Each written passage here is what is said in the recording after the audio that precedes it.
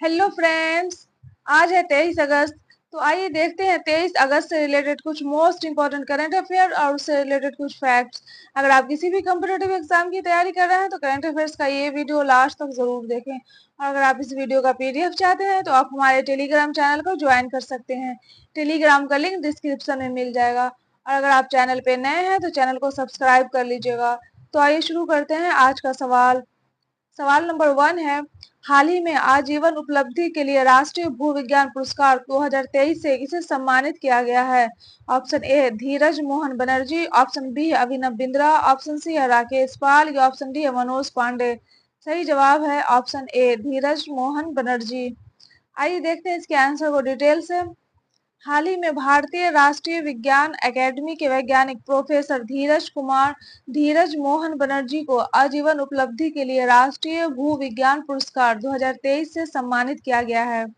उन्हें भारत के pre Cambrian तलछटी चट्टानों के फास्फोरस आइसोटोप भूविज्ञान और कार्बनिक भू रसायन विज्ञान पर उनके विशिष्ट और अग्रणी कार्य के लिए यह पुरस्कार दिया गया है। राष्ट्रीय भूविज्ञान पुरस्कार की स्थापना साल 1966 में खान मंत्रालय ने की थी। यह पुरस्कार भूवैज्ञानिकों को उत्कृष्टता के लिए प्रोत्साहन करने के लिए दिया जाता है। आइए देखते हैं अगला नंबर सवाल। सवाल नंबर 2 है, हाल ही में किस राज्य की व्यापक जिम्मेदार पर्यटन परियोजना ने 2024 के लिए international centre for responsible tourism का स्वर्ण पुरस्कार जीता है? ऑप्शन ए है बिहार, ऑप्शन बी है उड़ीसा, ऑप्शन सी है केरल या ऑप्शन डी हरियाणा। सही जवाब है ऑप्शन सी केरल। केरल की स्थापना 1 नवंबर 1956 को हुआ था और केरल की राजधानी है तिरुवनंतपुरम। केरल के सीएम है पिनरई विजयन और केरल के गवर्नर है आरिफ मोहम्मद खान। आइए देखते हैं इसके आंसर को डिटेल से। हाल ही में बेपोर में केरल पर्यटन द्वारा संचालित की जा रही व्यापक जिम्मेदार पर्यटन परियोजना ने 2024 के लिए international centre for responsible tourism का स्वर्ण पुरस्कार जीता है। स्थानीय समुदायों को रोजगार और अपस्किलिंग श्रेणी में पुरस्कार क्षेत्र की पर्यटन क्षमता का लाभ उठाने, नौकरी के अवसर पैदा करने और स्थानीय समुदाय विशेष रूप से महिलाओं को आर्थिक रूप से सशक्त बनाने के लिए नियोजित और कार्यान्वित गतिविधियों के लिए दिया गया है। यह पुरस्कार केरल ने लगातार तीसरी वर्ष प्राप्त किया है। आइए देखते हैं अगला नंबर सवाल। सवाल नंबर 3 है, हाल ही में आईसीसी महिला टी20 विश्व कप को बांग्लादेश से कहां स्थानांतरित किया गया है? ऑप्शन ए है संयुक्त अरब अमीरात, option B Afghanistan, option C है जापान या ऑप्शन डी है भारत। सही जवाब है ऑप्शन ए संयुक्त अरब अमीरात। आइए देखते हैं इसके आंसर को डिटेल से। हाल ही में अंतर्राष्ट्रीय क्रिकेट परिषद आईआईसी ने महिला टी20 विश्व कप के 9वें संस्करण को बांग्लादेश से संयुक्त अरब अमीरात स्थानांतरित कर दिया है, लेकिन बांग्लादेश क्रिकेट बोर्ड इस आयोजन का आधिकारिक मेजबान बना रहेगा। यह टूर्नामेंट 3 से 20 अक्टूबर के बीच दुबई और शारजा में खेला जाएगा। और आईआईसी यानी इंटरनेशनल क्रिकेट काउंसिल की स्थापना 1909 में हुआ था और आईसीसी का मुख्यालय दुबई यूएई में है। आइए देखते हैं अगला नंबर सवाल।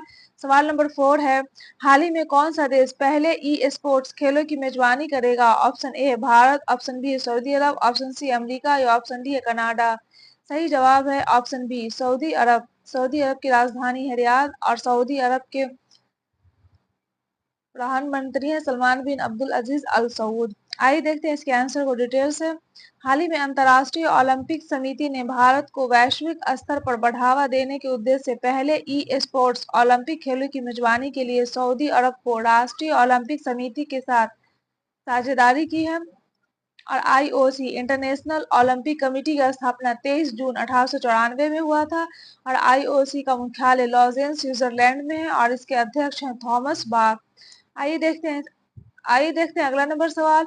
सवाल नंबर 5 है, हाल ही में किसे पैरा ओलंपिक खेल 2024 के लिए भारतीय दल का शेफ डी मिशन नियुक्त किया गया है? ऑप्शन ए है Manu Bhaker, option B Anita Chaudhary, option C है नीरज चोपड़ा या ऑप्शन डी है सत्य प्रकाश सांगवान। सही जवाब है ऑप्शन डी सत्य प्रकाश सांगवान। आइए देखते हैं इसके आंसर को डिटेल से। हाल ही में para Olympic committee of India ने सत्य प्रकाश सांगवान को पेरिस पैरालंपिक गेम्स 2024 के लिए भारतीय दल का शेफ डी मिशन नियुक्त किया है और सत्य प्रकाश सांगवान वर्तमान में para Olympic committee of India के उपाध्यक्ष हैं। आइए देखते हैं अगला नंबर सवाल। सवाल नंबर 6 है, हाल ही में किस देश ने हनुमान जी का स्टैच्यू ऑफ यूनियन स्थापित किया है? ऑप्शन ए है दुबई, ऑप्शन बी है इंग्लैंड, ऑप्शन सी है कनाडा या ऑप्शन डी है अमेरिका। सही जवाब है ऑप्शन डी अमेरिका। आइए देखते हैं इसके आंसर को डिटेल से। हाल ही में अमेरिका के टेक्सास में 90 फीट ऊंचाई की हनुमान जी की मूर्ति का अनावरण किया गया है और इस स्टैच्यू का नाम स्टैच्यू ऑफ यूनियन रखा गया है। यह मूर्ति अमेरिका में तीसरी सबसे ऊंची प्रतिमा है और नॉर्थ अमेरिका में भगवान हनुमान की सबसे ऊंची प्रतिमा है। आइए देखते हैं अगला नंबर सवाल। सवाल नंबर 7 है, हाल ही में किस राज्य सरकार ने मुख्यमंत्री बाल पौष्टिक आहार योजना की शुरुआत की है? ऑप्शन ए है हिमाचल प्रदेश, ऑप्शन बी है बिहार, ऑप्शन सी है केरल या ऑप्शन डी असम। सही जवाब है ऑप्शन ए हिमाचल प्रदेश। हिमाचल प्रदेश की राजधानी है शिमला और हिमाचल प्रदेश के सीएम हैं सुखविंदर सिंह सुक्खू और हिमाचल प्रदेश के गवर्नर हैं शिव प्रसाद शुक्ला। आइए देखते हैं इसके आंसर को डिटेल से। हाल ही में हिमाचल प्रदेश के मुख्यमंत्री सुखविंदर सिंह सिंधु ने मुख्यमंत्री बाल पौष्टिक आहार योजना की शुरुआत की है और हिमाचल प्रदेश की सरकार ने स्कूल में बच्चों को पौष्टिक आहार उपलब्ध कराएगी इस योजना के तहत। और इस पहल के माध्यम से मिड डे मील स्कीम के अंतर्गत आने वाले लगभग 5,34,000 बच्चों को लाभ मिलेगा और राज्य सरकार ने इस स्कीम के लिए 12.75 करोड़ रुपए आवंटित किए हैं। आइए देखते हैं अगला नंबर सवाल। सवाल नंबर 8 है, निम्नलिखित में से ठंडे क्षेत्रों का जहाज किस जानवर को कहा जाता है? ऑप्शन ए है पांडा, ऑप्शन बी है गेंडा, ऑप्शन सी है भालू या ऑप्शन डी है चीनी याक। सही जवाब है ऑप्शन डी चीनी याक को। आइए देखते हैं इसके आंसर को डिटेल से। हाल ही में भारत के पूर्वी लद्दाख सीमा के पास ग्रामीणों ने चीनी याक को देखा है। यह लंबे बालों वाला एवं छोटे पैरों वाला बैल जैसा स्तन प्राणी होता है और चीन की तरफ से 40 के आसपास चीनी याक हाल ही में भारत के क्षेत्र में प्रवेश किए थे, इसलिए यह खबर चर्चा में थी। आइए देखते हैं अगला नंबर सवाल। सवाल नंबर 9 है, हाल ही में प्रधानमंत्री नरेंद्र मोदी 23 अगस्त को किस देश की यात्रा करेंगे? ऑप्शन ए है यूक्रेन, ऑप्शन बी है रूस, ऑप्शन सी है फिलिस्तीन या ऑप्शन डी है इसराइल। सही जवाब है ऑप्शन ए यूक्रेन की। आइए देखते हैं इसके आंसर को डिटेल से।